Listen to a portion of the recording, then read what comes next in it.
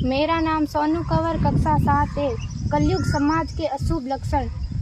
कुटुंब कम हुआ, संबंध कम हुआ, प्रेम कम हुआ, मर्यादा कम हुई, लाज लज्जा कम हुई, विनम्रता कम हुई, समर्पण कम हुए, पुस्तक वाचन कम हुआ, खान पान की शुद्धता कम हुई, बाल कम हुए, कपड़े कम हुए, नींद कम हुई, घी मक्खन कम हुआ, पीतल तांबे के बर्तन कम हुए, भाई भाई का प्रेम कम हुआ, सत्य कम हुआ, अतिथि कम हुए, धैर्य कम हुआ, श्रद्धा और विश्वास कम हुआ, बड़ों का सम्मान कम हुआ और भी बहुत कुछ कम हुआ, जिससे जीवन सहज था, सरल था। संतान को दोष न दे।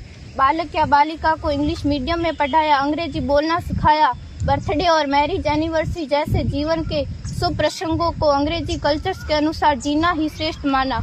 माता पिता को मम्मी डैड कहना सिखाया। जब अंग्रेजी कल्चर से परिपूर्ण बालक या बालिका बड़ा होकर आपको समय नहीं देता, आपकी भावनाओं को नहीं समझता, आपको तुच्छ मानकर आपसे जुबान लड़ाता, जब आपको बच्चे में कोई संस्कार नजर नहीं आता, तब घर के वातावरण को गमगीन किए बिना, संतान को दोष दिए बिना एकांत में जाकर रो लीजिएगा, क्योंकि पुत्र या पुत्री की पहली वर्षगांठ से ही भारतीय संस्कारों के बजाय, मंदिर जाने के बजाय केक कैसे काटा जाता है, यह सिखाने वाले आप और अम्मी है। जब बच्चा पहली बार घर से बाहर निकलता है तो प्रणाम और आशीर्वाद के बदले बाय बाय कहना सिखाने वाले आप और अम्मी है। हम परीक्षा देने जाते समय इष्ट देव बड़ों के पैर छूने के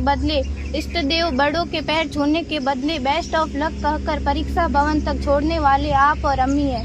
बालक या बालिका के सफल होने पर घर में परिवार के साथ बैठकर खुशियां मनाने के बदले होटल में पार्टी मनाने की प्रथा को बढ़ावा देने वाले आप और अम्मी है।